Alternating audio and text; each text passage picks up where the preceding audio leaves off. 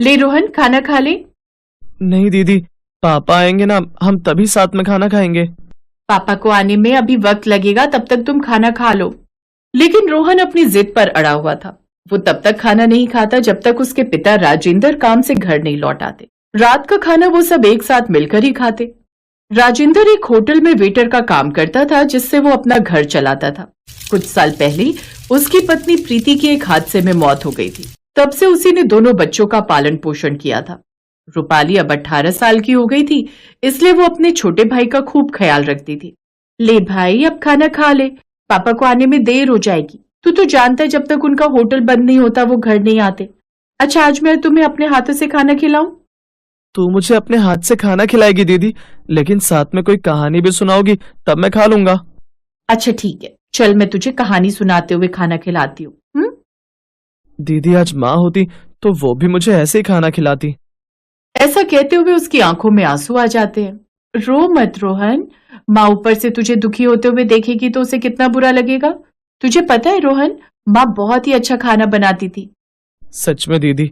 वैसे खाना तो आप भी बहुत अच्छा बनाती हो। सच में? फिर तो तुझे थोड़ा और खाना पड़ेगा। ऐसे ही वो सारा खाना रोहन को खिला देती। खाना खाने के बाद वैसे ही राजेंद्र घर लौट आता है। बेटी, तुम दोनों ने खाना खा लिया?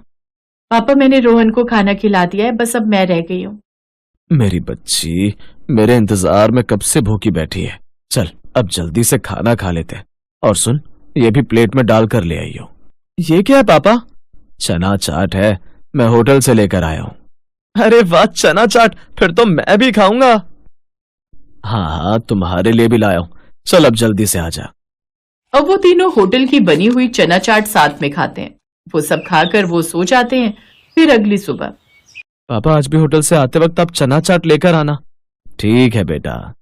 राजेंद्र काम पर चला गया, लेकिन शायद उस दिन किस्मत को कुछ और ही मंजूर था। राजेंद्र जिस होटल में काम करता था उसमें आग लग जाती है। वो आग बड़ी भयानक थी और उस आग में सारा होटल जलकर खाक हो जाता है। हे भगवान, ये आग कैसे लगी मालिक?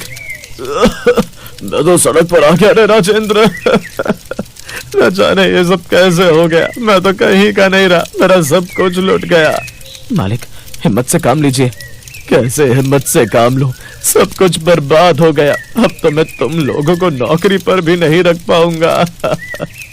राजेंद्र की नौकरी चली गई और उसे अब इस बात की चिंता सताई जा रही थी कि वो कैसे अपने परिवार का गुजारा करेगा।